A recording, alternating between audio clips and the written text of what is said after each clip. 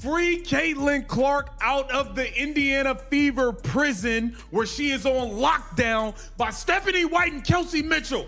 Kelsey won't pass the ball. Stephanie White icing me out of the games. Free Caitlin Clark. Let me out. Let me out. Get the... Free Caitlin Clark, man. When you hear that chant echoing through the arenas and lighting up social media, I need you to understand that it absolutely is not just some internet joke. And the passionate, frustrated people saying it, let me tell you, aren't joking either. They are dead serious about what they're seeing on the court. Oh, you got smoked by the Atlanta Dream. We just got smoked by 20. Angel Reese just beat Caitlin Clark 2 times in a row. In a row. Free Caitlin Clark from this prison, this jail cell. That is the Indiana Fever Clown Show organization. Caitlin Clark was on a heater. The girl should have had 40 and she got iced out by Stephanie White. We free Caitlin Clark. Picture this. On June 20th, 2026, the Indiana Fever walked into an absolutely electric, sold-out State Farm Arena, completely packed to the rafters. Music. And they literally got run right off the floor by Angel Reese and the Atlanta Dream. She starts on the bench and it turns into the Kelsey Mitchell show. That's Kelsey Mitchell dribbling, never passing a damn ball, never looking to pass it. And Stephanie White iced Caitlin Clark out of the game. Make no mistake about it. Caitlin Clark was whipping up a pot of something to start this game out. In the kitchen, 4 burners, 4 stove burners, all lit up, something put in the oven. She was whipping up a pot of something and whipping up some dessert for us as well. And Stephanie White came in and... We are talking about a brutal 113-96 beatdown. But here is the crazy part. That lopsided final score isn't even the real story of what went down that night.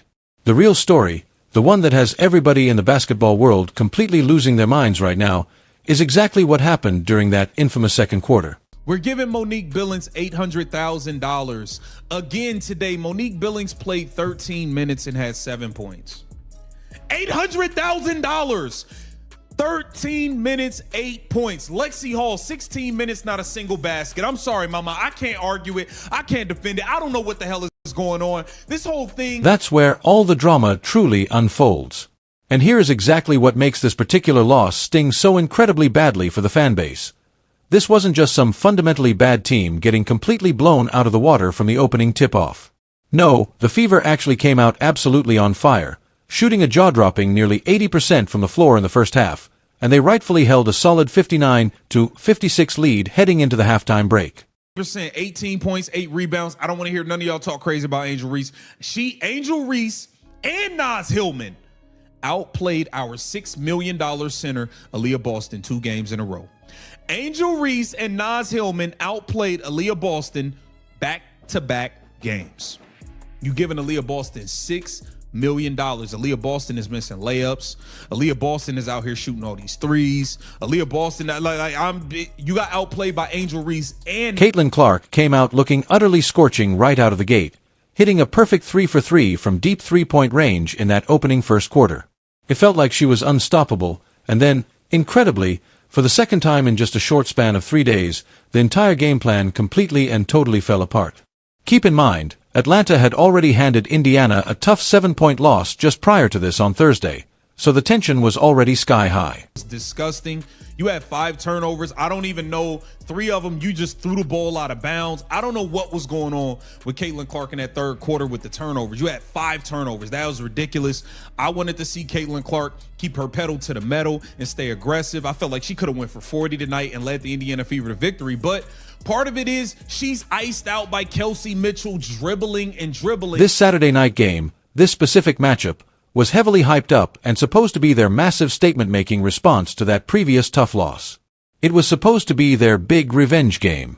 So, let's really dive deep and talk about everything that went wrong in that second quarter, because honestly, this is exactly where the entire raging argument currently lives online. The roster was Caitlin Clark's rookie year. 80% of the league was free agents, and this is what Amber Cox and Kelly and Stephanie White came up with. I can't believe this shit. I can't believe it, man. I am I'm mind blown by what the Indiana Fever have done with this team. I'm mind blown by what they've done. You have a scenario where Clark sits down on the bench, Kelsey Mitchell steps up and entirely takes over the offensive rhythm. And right before our eyes, that hard-earned lead just completely evaporates into thin air. Now, this brings up the massive million-dollar question. Is head coach Stephanie White actually deliberately freezing out her generational franchise player? Straight time. For the second straight time. This is bad. This is bad. Something needs to happen. Either trade Caitlin Clark or get rid of Stephanie White and Kelsey Mitchell. Something's got to give. Get down in the comments. Let me know what y'all... That is exactly the heavy accusation flying around right now. And guess what? It is definitely not the first time this exact same theory has popped up among the fanbase. If we rewind back to late May during a heavily contested game against the Portland Fire, the broadcast cameras clearly caught a visibly heated, intense bench exchange going down between Clark and White. And the kicker, White shockingly pulled Clark out of the game for rookie Raven Johnson just mere seconds later. Naturally, as things do nowadays, that tense video clip went completely viral across every social media platform imaginable. And ever since that specific moment, this wildly controversial substitution debate has been closely following this Indiana team like a dark cloud all season long. And then, of course, we absolutely have to talk about the massive amounts of money involved here because, let me be clear, putting this roster together was not a cheap endeavor by any stretch. The brand new collective bargaining agreement completely reset the landscape for WNBA salaries this current year. And the Indiana front office? They spent big.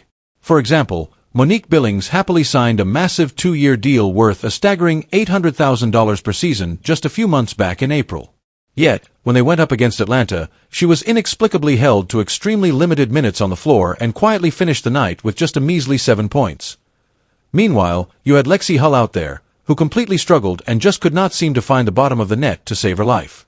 So, when sports hosts go on the air and call this entire situation an absolute travesty, you have to realize that the raw statistical numbers sitting right underneath all of that public anger are very, very real. Let's put this into perspective.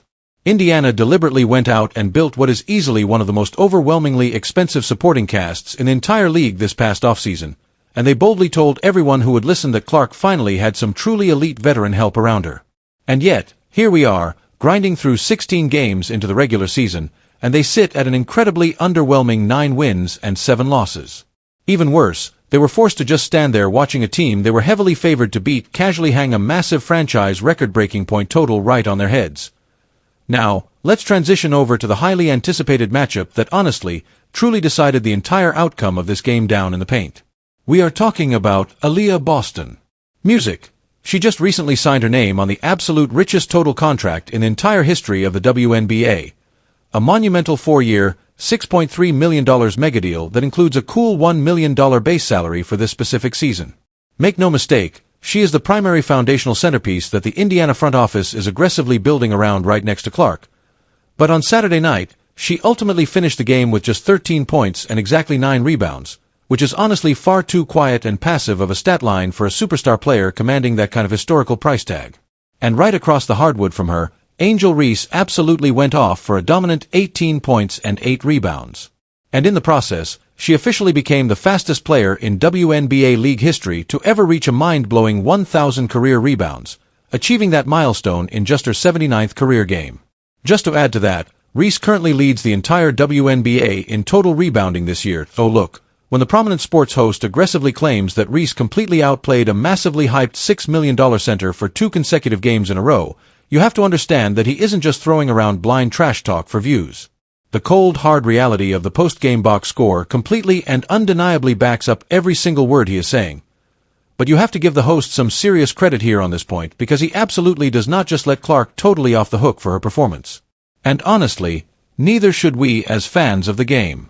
That pivotal third quarter was an unmitigated absolute disaster of epic proportions for the Indiana squad.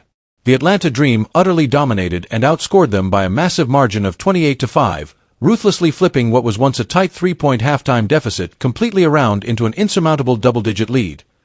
And the uncomfortable truth is that Clark was standing right there in the middle of all that chaos. By the time the final buzzer finally sounded, she had alarmingly finished the night with 7 bad turnovers, which was easily the most of anyone on the team during a sloppy game where Indiana collectively coughed the ball up a staggering 19 times total. and Atlanta happily turned all those critical mistakes into 20 easy fast break points.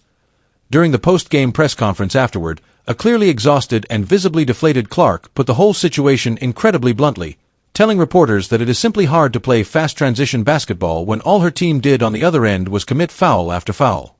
And she wasn't exaggerating. Indiana racked up a ridiculously undisciplined 29 personal fouls on the night. Oh, yes, absolutely. Throwing heavy criticism at the head coaching strategy is totally fair game when a team struggles like this.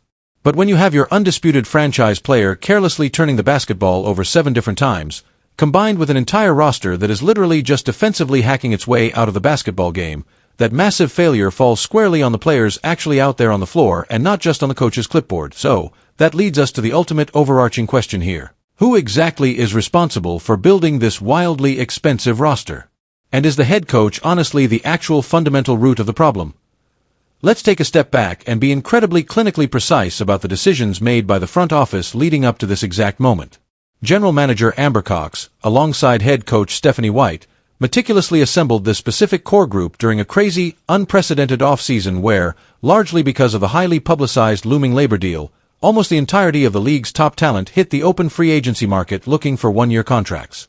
That scenario presented an incredibly rare golden opportunity for a franchise to completely, top to bottom, remake a championship-caliber roster.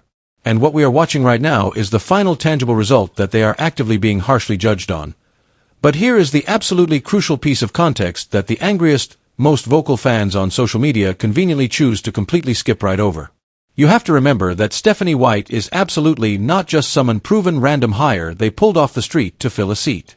This is a highly respected veteran coach who successfully took the Connecticut Sun deep into the intense playoff semifinals for 3 straight grueling seasons.